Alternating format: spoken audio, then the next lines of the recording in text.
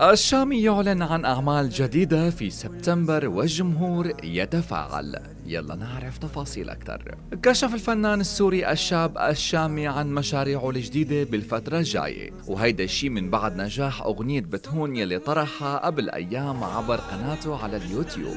الشامي كان أعلن من خلال تدوينة نشرها عبر حسابه على منصة إكس عن طرح مجموعة من أغاني خلال شهر سبتمبر أيلول، فشوق الجمهور للأعمال وقال: بناء على طلب الجمهور بعد تصدر بتهون عالميا رح تنزل عدة أغاني خلال الشهر الجاي أشبه بألبوم كلن فرفشة وحب.